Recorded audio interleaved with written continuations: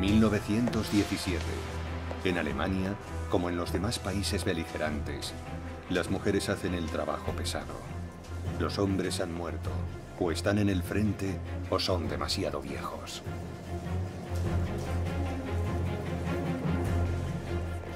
En una estación del metro de Berlín, unos pocos afortunados que han conseguido un permiso se mezclan con viudas y novias que aún sonríen a la cámara. Uno de los soldados muestra a su familia una máscara antigas.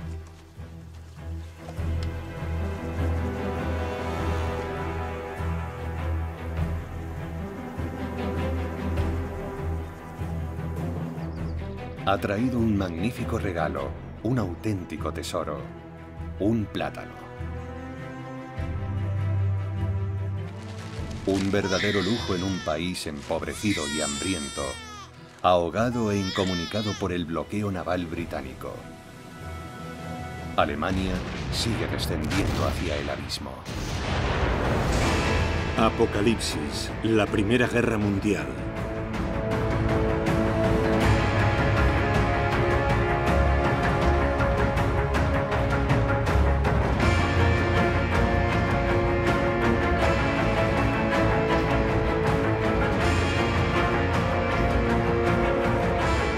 En esta película propagandística alemana, el ogro de la tuberculosis acecha a los niños. Las raciones de comida se reducen a 1000 calorías diarias. 400.000 civiles alemanes morirán de malnutrición en el transcurso de la guerra.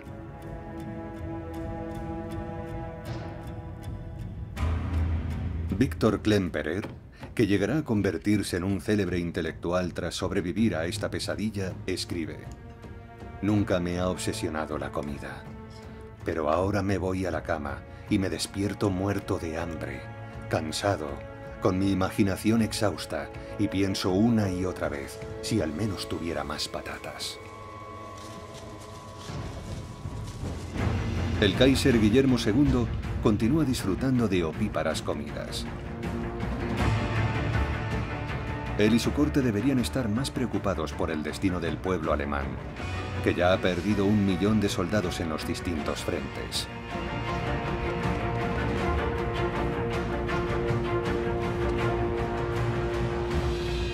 En Frankfurt, el doctor Sukau escribe en un informe: «Señora X, 45 años, 11 años casada, 2 hijos de 10 y 4 años. Una mujer sana, formal y trabajadora, siempre de buen humor. Hace 4 semanas su marido cayó en combate. Incapaz de soportar el dolor, dejó abierto el gas».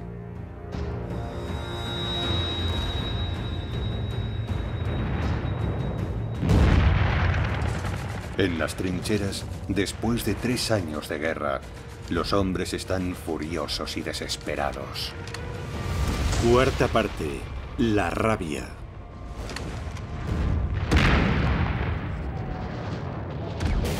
En 1917, los alemanes defienden el frente occidental, decididos a mantener los territorios conquistados en Francia y Bélgica. En el este mantienen su ocupación sobre 800.000 kilómetros cuadrados del Imperio ruso. Febrero de 1917. El zar Nicolás II sigue sobre el terreno, dirigiendo a su ejército. En la capital, la zarina gobierna en su ausencia. El pueblo ruso la odia, convencido de que es una espía alemana. El malvado Rasputín ha sido asesinado para evitar la influencia hipnótica que ejercía sobre ella. En este clima de locura y desbordado fervor religioso, el zar debe enfrentarse al sobrecogedor recuento de víctimas. 1,5 millones de soldados han muerto y cerca de 5 millones han resultado heridos.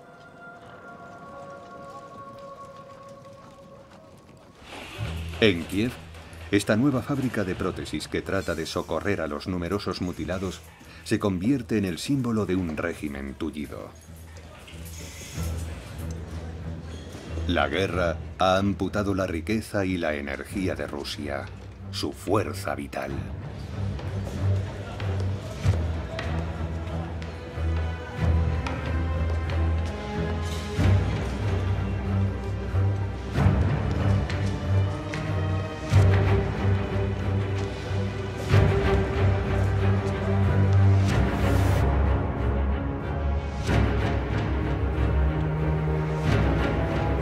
Los soldados comienzan a rebelarse. Muchos abandonan sus puestos para reunirse con sus esposas, que el 23 de febrero protestan en la capital contra la guerra, el hambre y el sacrificio de sus maridos, hijos y hermanos.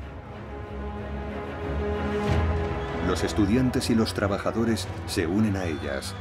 Es el comienzo de la revolución. La guarnición militar, responsable del mantenimiento del orden, se pone del lado de los rebeldes. Sus pancartas proclaman: el pueblo y el ejército unidos. Paz. Larga vida a la República. Y abajo el antiguo régimen. El 15 de marzo de 1917, Nicolás II es obligado a abdicar. En su última filmación aparece junto a sus 4 hijas, las grandes duquesas, y su único hijo varón, el zarevich Alexis, un niño hemofílico demasiado débil para reinar. Nicolás está buscando a otro sucesor.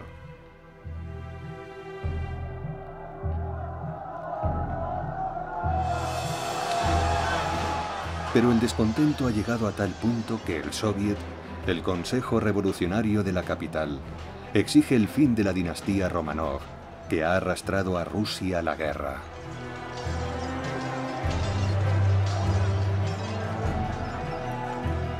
Un gobierno provisional moderado, dominado por el ministro de Justicia, Alexander Kerensky, se plantea permitir al zar depuesto partir hacia el exilio. Este, bajo arresto domiciliario, solicita asilo político a su querido primo, Jorge V, rey de Inglaterra. Mientras espera la respuesta, escribe en su diario: hoy he revisado mis libros y pertenencias para elegir qué debo llevarme a Inglaterra. La partida se retrasa porque sus hijos han contraído el sarampión.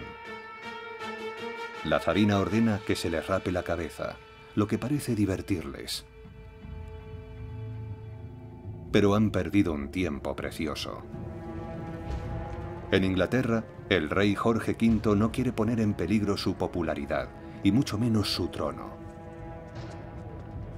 El miedo al contagio revolucionario se apodera del gobierno británico, que aconseja al monarca que no ofrezca asilo al zar y a su familia. Jorge V abandona a su querido primo, que tanto parecido guarda con él.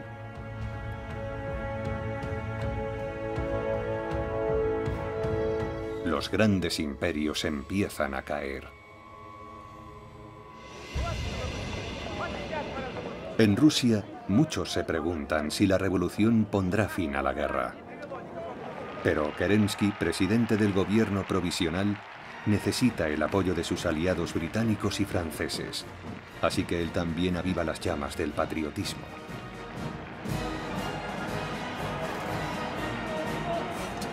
Kerensky planea una ofensiva, con la esperanza de que una gran victoria una al pueblo ruso alrededor de su nuevo gobierno democrático y republicano.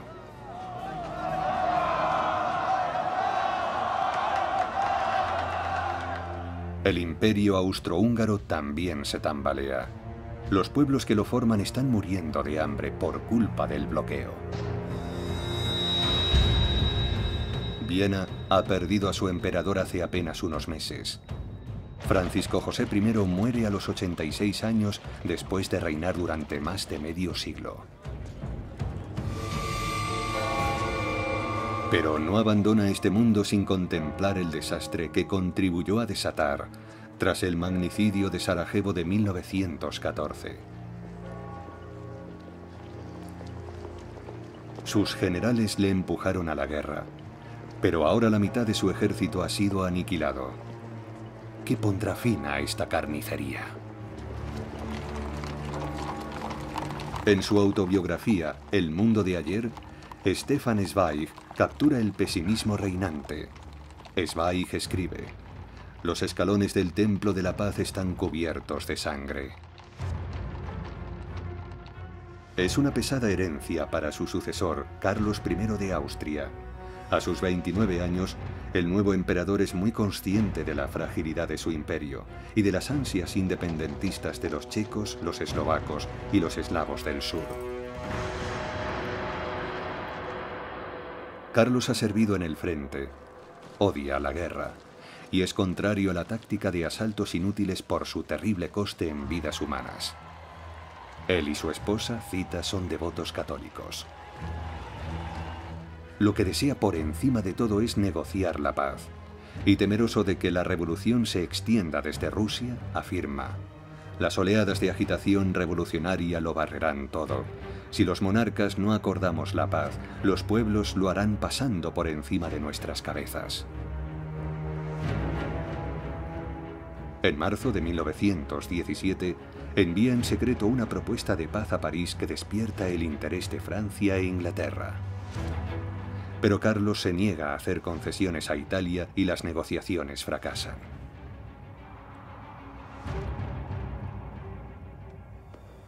Cuando Guillermo II es informado de este plan de paz individual, amenaza con invadir a su aliado austríaco.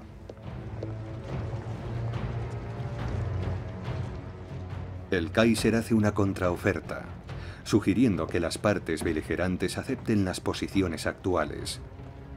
Alemania conservará los territorios conquistados, Bélgica, el norte de Francia y, por supuesto, Alsacia y Lorena. Francia rechaza tajantemente la propuesta, lo que endurece aún más el talante de los militares alemanes, encabezados por el mariscal de campo von Hindenburg. Y desde este momento, como autoridad máxima, por el verdadero señor de Alemania, el general Ludendorff. El eco de lo acontecido en Rusia ha llegado a Berlín, propiciando un ambiente huelguista y un aumento de la inquietud social. Durante los últimos 3 años, las fábricas de municiones han sido atendidas por exhaustas mujeres y por hombres no aptos para servir en el frente.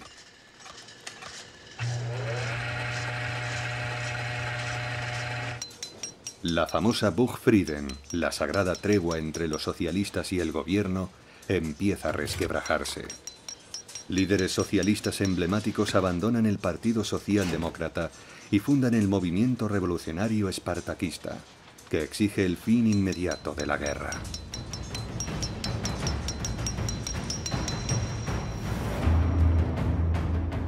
Para Ludendorff, la única solución es una fulgurante victoria. Poner a Inglaterra de rodillas con lo que él denomina guerra submarina sin restricciones. Una decisión que cambiará el curso de la historia. 100 submarinos alemanes reciben órdenes de atacar todos los navíos comerciales que encuentren, incluidos los de naciones neutrales. Temiendo la reacción de Estados Unidos, el canciller alemán Wittmann Hollweg afirma: Alemania está perdida.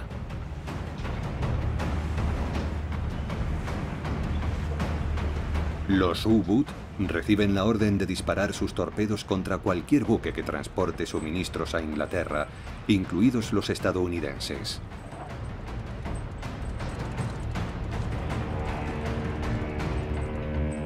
Los alemanes calculan que si consiguen hundir 500.000 toneladas en barcos cada 30 días, Inglaterra capitulará en 6 meses. Y están seguros de que los americanos no estarán preparados para involucrarse en el conflicto al menos antes de 1 año. La primera batalla del Atlántico da comienzo.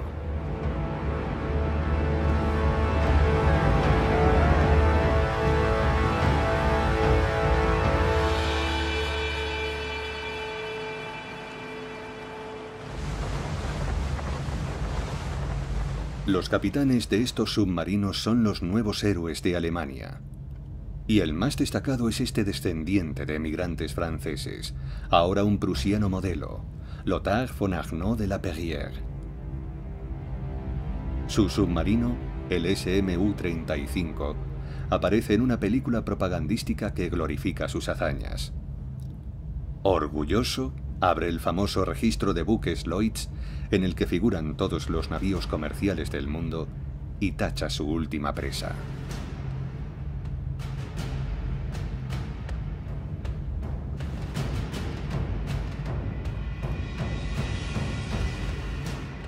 Este aclamado capitán llegará a hundir cerca de 200 barcos, con un peso de casi 500.000 toneladas. Todo un récord. En una ocasión escribe: habría preferido combatir en auténticas batallas navales, en lugar de destruir barcos desarmados. Pero siempre nos aseguramos de que el pasaje esté a bordo de los botes salvavidas, y tras indicarles la dirección del puerto más cercano, hundimos el barco con nuestro cañón.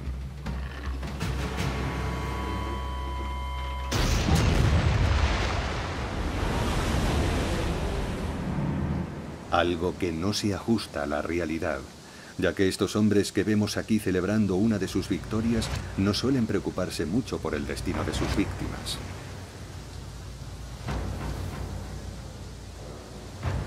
La tripulación de los barcos mercantes está indefensa ante la amenaza que acecha bajo la superficie.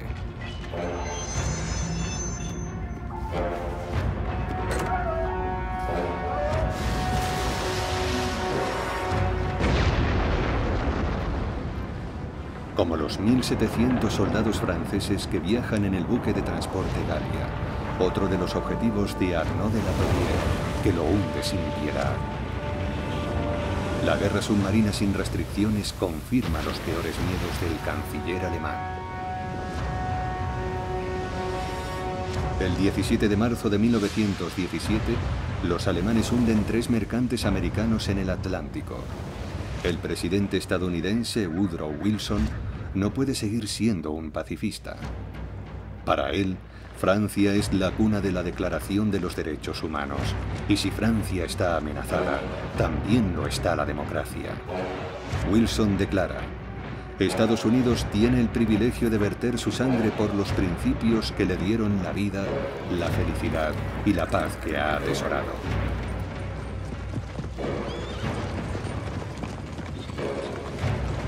Pero el presidente americano no se mueve solo por principios. Francia y Gran Bretaña deben a su país 2.000 millones de dólares. Una deuda que nunca será liquidada si Alemania termina ganando la guerra con su ofensiva submarina sin restricciones.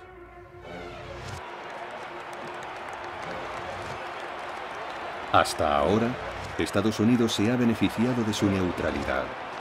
Tras una larga crisis, su industria está floreciendo gracias a la exportación a Europa de alimentos enlatados, algodón, minerales y explosivos para la industria bélica.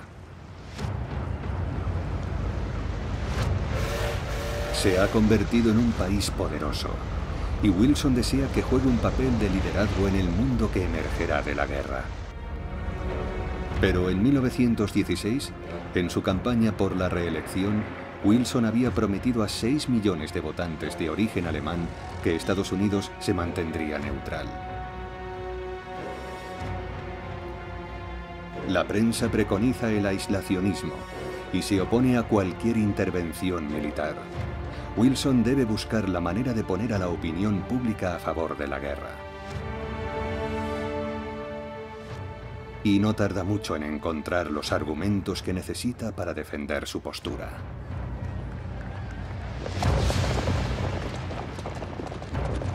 El año anterior, la caballería tuvo que intervenir en la frontera mexicana para sofocar diversos actos de sabotaje. Wilson sospecha que Alemania está financiando a México para perjudicar a su país.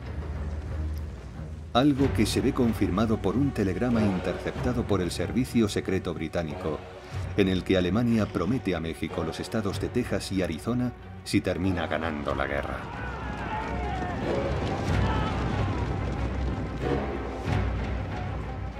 Wilson ya tiene el pretexto que necesita para acabar con el aislacionismo americano y para convencer al Congreso de que vote a favor de la declaración de guerra el 6 de abril de 1917. Estados Unidos se posiciona contra Alemania y sus aliados y une sus fuerzas a las del Imperio Británico, que se extiende desde Canadá a Australia, a las de Francia y sus colonias, y a las de Rusia, Italia, Bélgica, Serbia, Grecia, Portugal y Japón. El conflicto se convierte en una verdadera guerra mundial.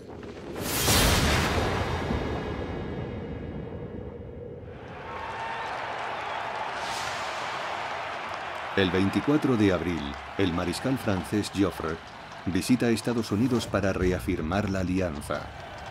Su presencia despierta la pasión por Francia en muchos americanos, que aún recuerdan la decisiva contribución del Marqués de Lafayette a la Guerra de Independencia Americana en 1781. Lafayette, aquí estamos, pronto se convertirá en el grito de guerra de las tropas americanas.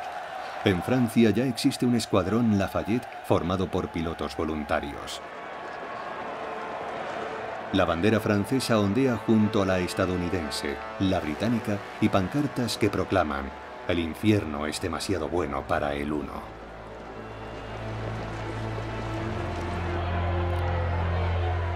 A pesar del entusiasmo del primer momento, los discursos en defensa de la democracia, los grandes desfiles y las demostraciones de poderío militar, el ejército de Estados Unidos es casi inexistente.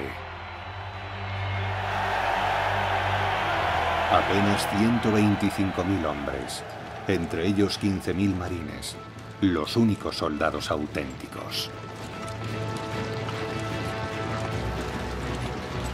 Ante la urgente necesidad de voluntarios, los americanos siguen el ejemplo británico y lanzan un cartel en el que aparece el tío Sam diciendo: «Te quiero a ti». Las autoridades esperan 1 millón de voluntarios, pero en las siguientes 6 semanas solo se alistan 80.000. La guerra parece algo muy lejano para muchos americanos, que aún no han olvidado la carnicería de su guerra civil, que terminó hace apenas 50 años. Tras la promulgación de la Ley de Servicio Selectivo, los reclutas acuden a su primer entrenamiento. No hay nada preparado, excepto el temido sargento instructor.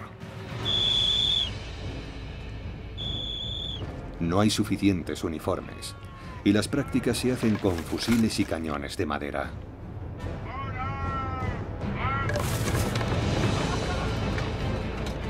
Sin embargo, muchos reclutas son buenos luchadores callejeros, una habilidad adquirida en un país cuya historia ha estado marcada por el derramamiento de sangre.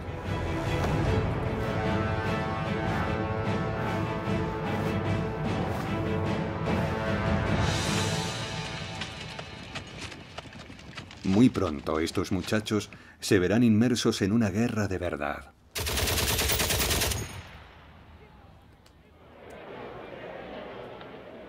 Pero ninguno de ellos llegará a Europa si los submarinos alemanes siguen hundiendo los buques aliados. El gobierno toma la decisión de armar los barcos y organizarlos en convoyes escoltados por destructores.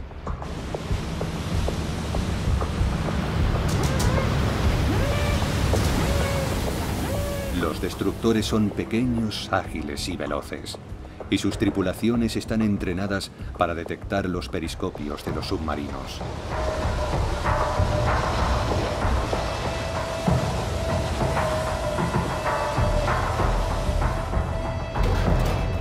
Su dotación incluye cargas de profundidad. Sus espoletas están ajustadas para detonar los explosivos a una profundidad determinada, lo que permitirá hundir un submarino u obligarlo a salir a la superficie.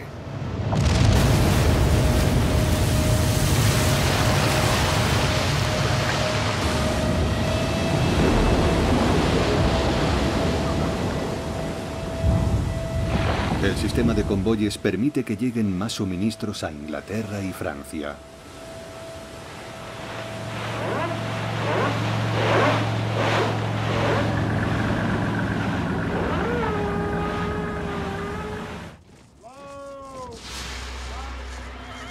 En la primavera de 1917, Francia lleva casi 3 años en guerra. Una ofensiva desastrosa en el norte, en la meseta conocida como Camino de las Damas, desata una crisis que llevaba tiempo gestándose.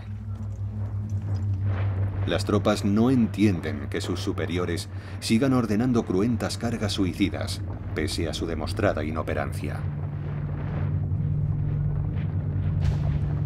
El general Pétain es ahora el comandante en jefe. Al contrario que otros generales, es conocido por pensar en el bienestar de las tropas. El ejército francés explota su popularidad. En una escena que busca calmar el descontento, Pétain es retratado como un padre benévolo.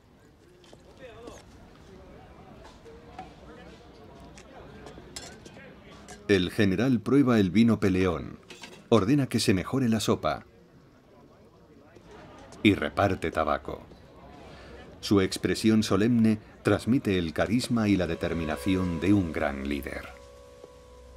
Los tribunales militares han juzgado a 3.500 amotinados, de los que 1.380 han sido sentenciados a largas penas de prisión, 600 condenados a muerte y 75 ejecutados, como muestran estas imágenes secretas.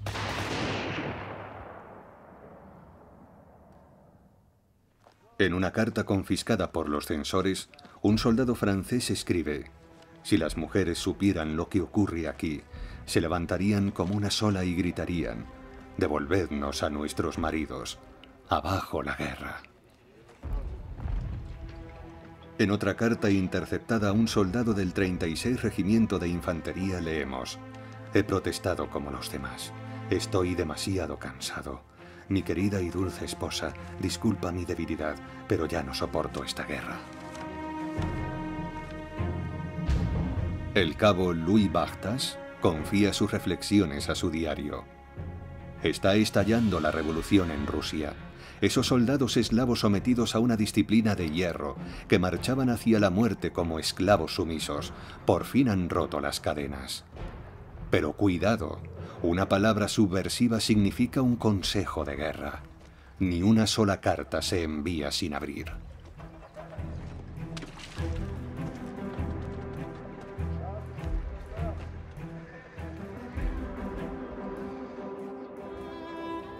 Miles de millones de cartas son enviadas durante la guerra. Mensajes llenos de emoción que dan fuerzas a los sufridos soldados para seguir viviendo.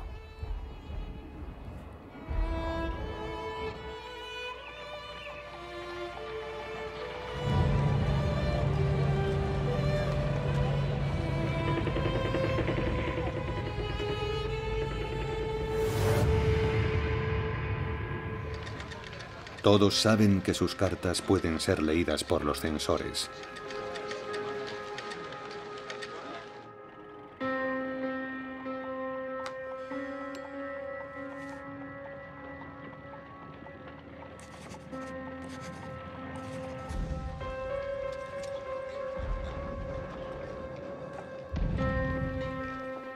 El recluta de 26 años, Maurice Dran, que sirve en el 262 de Infantería, escribe a Georgette: «Solo pienso en escribirte, en amarte, en abrazarte y en sentir tus besos, renovado por esa felicidad que eres tú».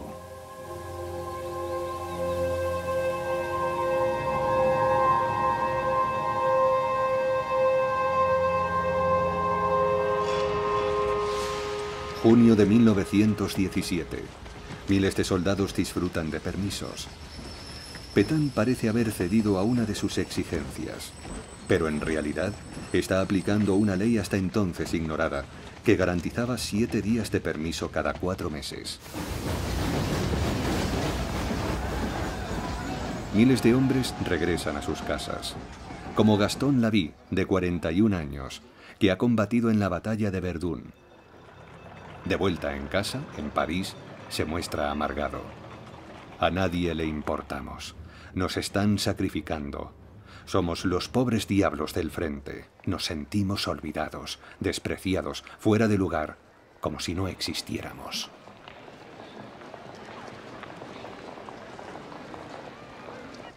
La guerra enriquece a los especuladores. Lejos del frente, la buena vida continúa.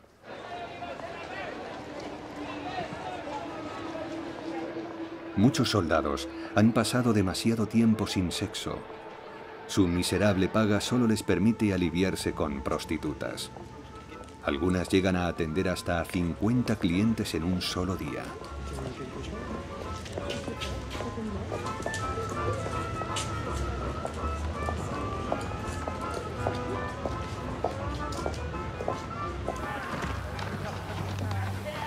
Los camarógrafos franceses apuntan sus objetivos hacia la costa del Mar del Norte, en las afueras de Dunkerque, donde se está preparando una ofensiva.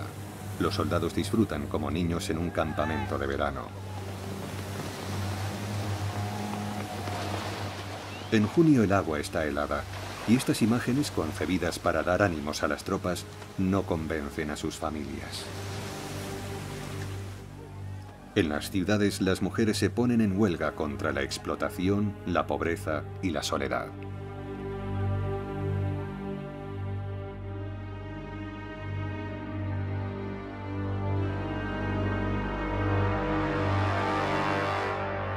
Los hombres regresan a las trincheras, a sus madrigueras, a la desesperación.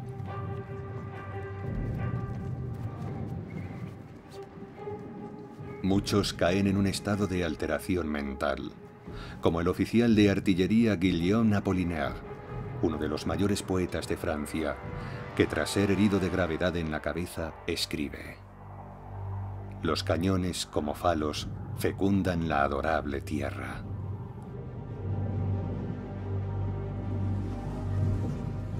En estos tiempos de instintos bestiales, la guerra es como hacer el amor.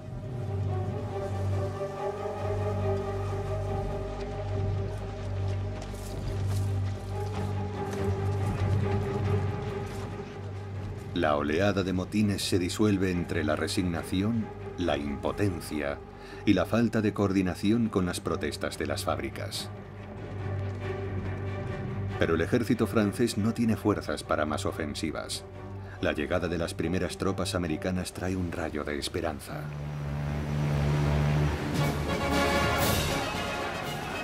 Tras cruzar el Atlántico, ya a salvo de los submarinos alemanes, el comandante de la Fuerza Expedicionaria Americana es el primero en bajar a tierra, el general John Pershing, de 56 años, que acaba de obtener un gran éxito en México, desembarca en Boulogne el 13 de junio de 1917. Los franceses admiran su aire elegante y su porte marcial.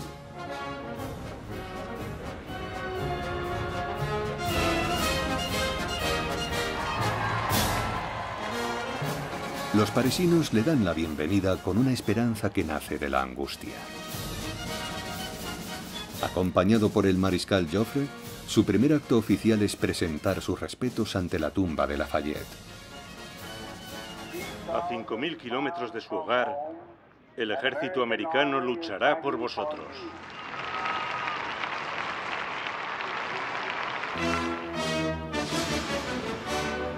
El 23 de junio de 1917, el alcalde de Saint-Nazaire publica el siguiente bando: «Dentro de pocas horas, las tropas americanas desembarcarán en Saint-Nazaire. Les debemos la más calurosa bienvenida. Aclamemos el paso de nuestros aliados. Ondeemos banderas en su honor.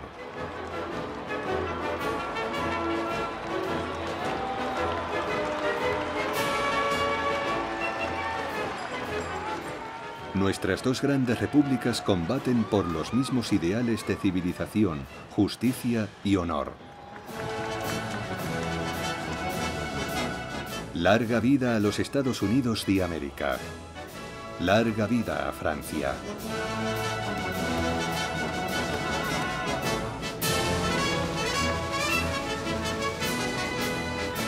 Pronto habrá en Francia 1 millón de soldados estadounidenses. Los americanos llevan el sombrero de campaña, pero no tardan en cambiarlo por el más efectivo casco británico. Aún así, son fácilmente reconocibles por su naturalidad y su sonrisa amistosa. Los franceses los llaman Samis por el tío Sam. Por su parte, los americanos llaman a los franceses Froggies por su afición a comer ancas de rana.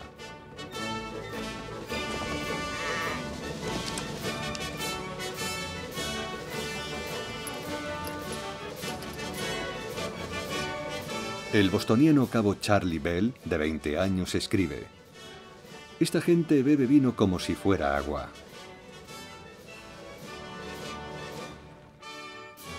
Muchos son demasiado jóvenes para beber en su país y no tardan en aficionarse al vino.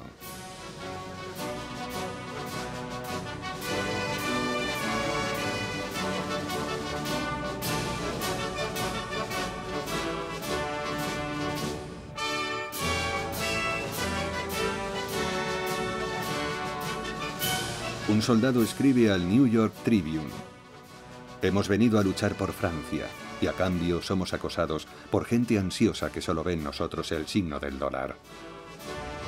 Pero los americanos son muy populares donde quiera que van, como refleja una carta al director de un periódico parisino. Soy la más feliz de las dependientas de París. Y pronto seré la más feliz de las mujeres cuando me convierta en la señora Robinson.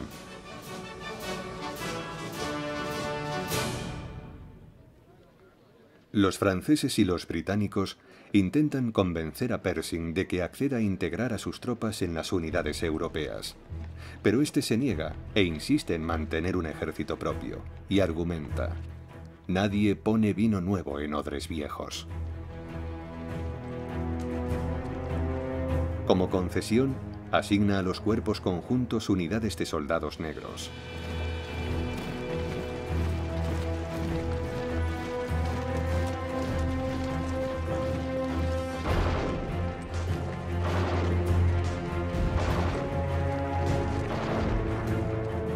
Estos quedan asombrados por la acogida que les dispensan las tropas francesas. En su país, estos nietos de esclavos siguen sufriendo la segregación.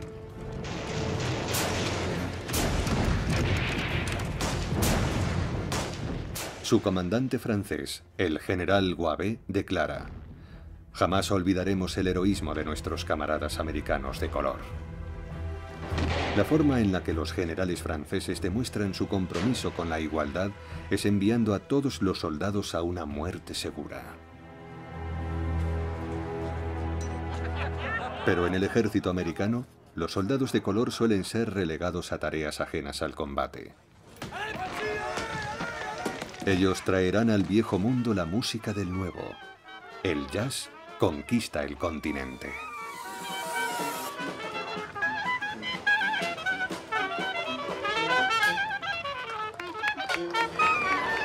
En este hospital militar francés, el célebre músico Jimmy Reese Europe entretiene a los heridos con sus famosos Memphis Blues.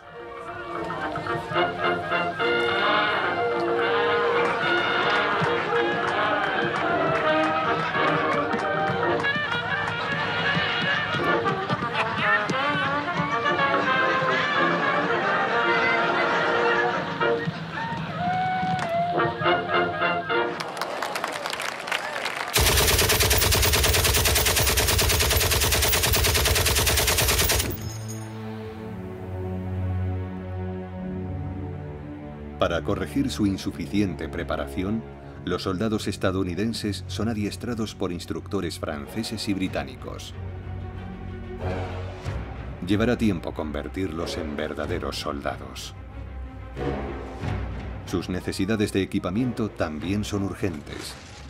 Estados Unidos tendrá que comprar a Francia 2.500 cañones, 11 millones de proyectiles de artillería, 50.000 ametralladoras, 200 millones de balas, 4.500 aviones y 235 tanques Renault FT-17. Este revolucionario carro de combate, el primer vehículo blindado con torreta giratoria, es crucial para el tipo de guerra en movimiento que quiere hacer Pershing.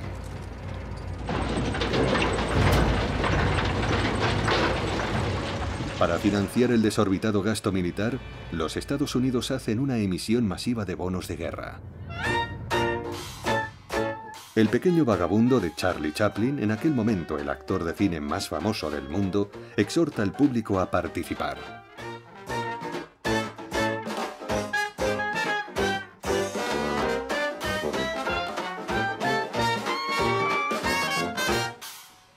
Los franceses ya están acostumbrados a esta exigencia continua de colaboración, como todos los ciudadanos de las naciones que luchan por poner al Kaiser de rodillas.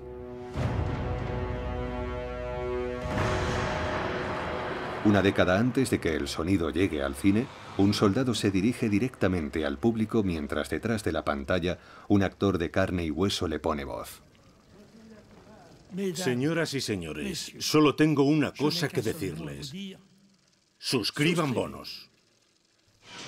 La guerra cuesta 50 veces más de lo calculado en 1914, lo que enriquece a fabricantes como Renault, Ford, Krupp o Citroën. En el distrito 15 de París, Citroën produce 26 millones de proyectiles. En medio del estruendo infernal, mujeres con salarios de miseria trabajan 11 horas al día, domingos incluidos.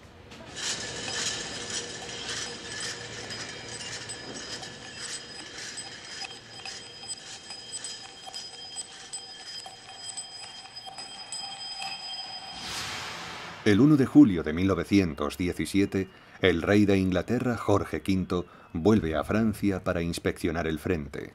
Será su visita número 400. En las dunas de la costa del Mar del Norte, el ejército belga le rinde honores. Su monarca, Alberto I, resiste heroicamente en lo que queda de su país. Alberto es primo del rey Jorge. Ambos son de origen alemán, descendientes de la casa de Sajonia-Coburgo y Gotha. Pero el rey Jorge decide cambiar su nombre y el de la Casa Real y convertirse en el primer soberano de la Casa de Windsor.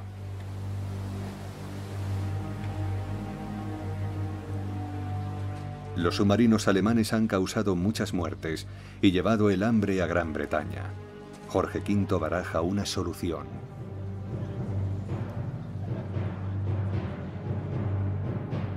Tomar las bases de submarinos del Kaiser en Ostende y Brujas, en la Bélgica ocupada. El ejército británico prepara la ofensiva. Su comandante es el mariscal de campo Haig, apodado por sus hombres el carnicero del Somme. Entre sus tropas reina el descontento. 306 soldados que servían en las trincheras han sido ejecutados por negarse a subir estas escaleras y enfrentarse a una muerte segura.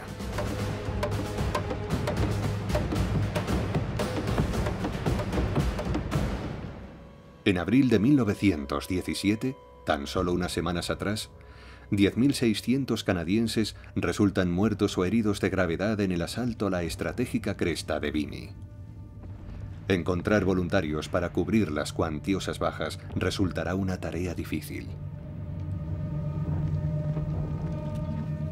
En Quebec, el plan de Londres para imponer el alistamiento forzoso en todo el Imperio Británico provoca revueltas que dejan 4 muertos.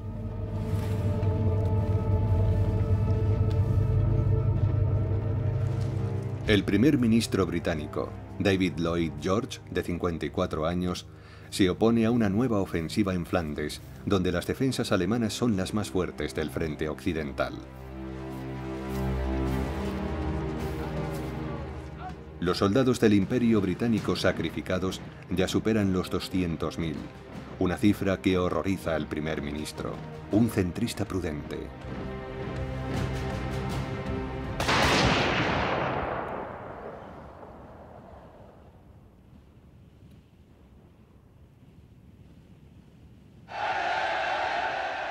Él prefiere esperar a que los americanos puedan entrar en acción, pero no consigue convencer a los rígidos y obstinados militares que han planeado la inminente ofensiva con todo detalle. Una ofensiva que muestran orgullosos con la ayuda de estas maquetas.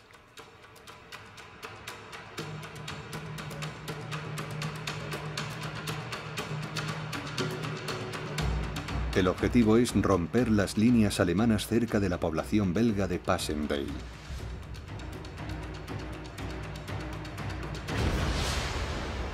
El 31 de julio de 1917 comienza la ofensiva. Una reproducción de la misma locura repetida una y otra vez durante los últimos 3 años. Esta vez, la artillería británica dispara 4 millones de proyectiles, 4 veces más que en la batalla del Somme.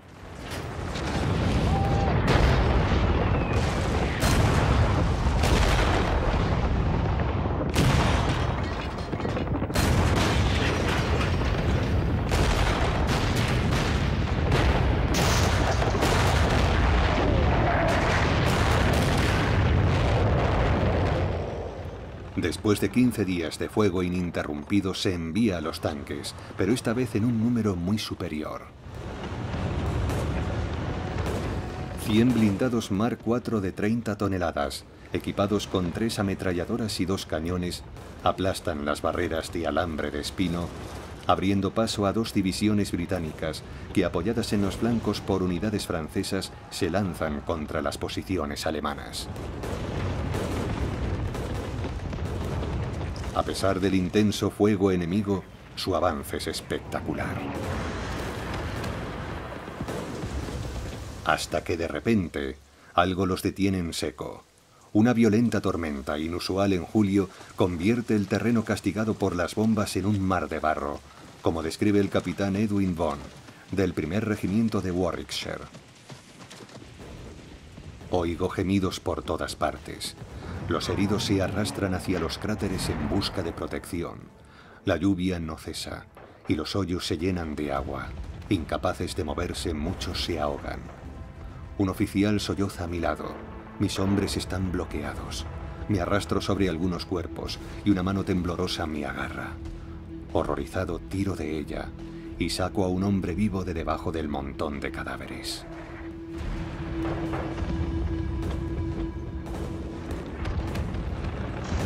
Atrapados en el barro, los tanques son presa fácil de los cañones germanos de 77 milímetros. Los alemanes desmontan los blindados inutilizados y se llevan todo lo que pueden.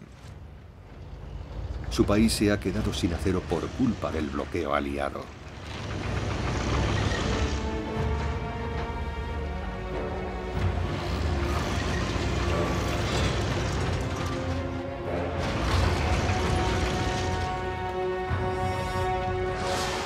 Septiembre de 1917. Los dirigentes persisten en su locura. Semana tras semana, el mariscal de campo Haig lanza un ataque tras otro. El suelo arcilloso sigue empantanado, lo que agrava el sufrimiento de los soldados.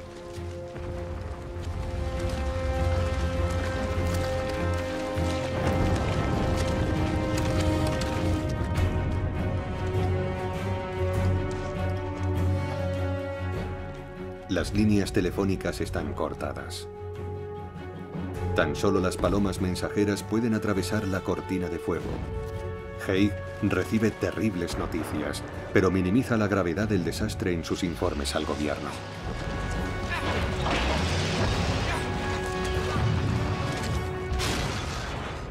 La población de Passchendaele debería haber sido tomada el primer día, pocas horas después del comienzo de la ofensiva. Pero las fuerzas aliadas tardan 3 meses.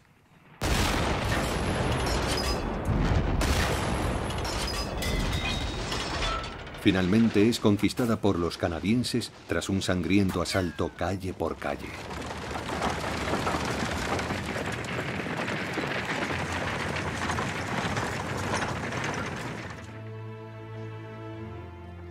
El soldado Arthur Lapointe de los Bandus escribe: Passchendaele parece un pueblo destruido por un terrible cataclismo. Estos campos de muerte ya no volverán a ver la vida.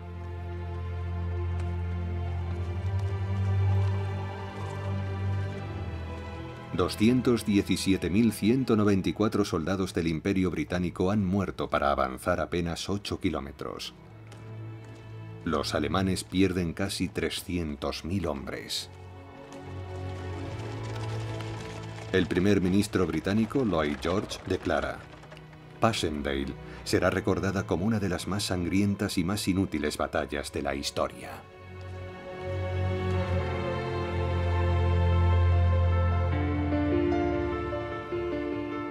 El cirujano de campaña canadiense John McCrae escribe En los campos de Flandes, uno de los poemas sobre la guerra más desgarradores jamás escritos. En los campos de Flandes crecen las amapolas, entre las filas de cruces que señalan nuestras tumbas. Somos los muertos. Hace pocos días vivíamos, sentíamos el amanecer, veíamos el brillo del crepúsculo. Cantábamos, amábamos y éramos amados. Y ahora yacemos en los campos de Flandes.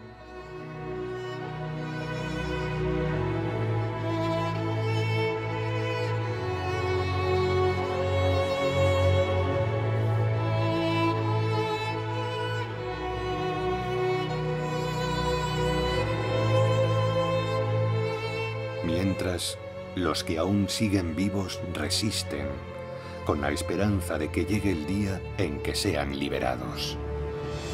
Próximo episodio: la liberación.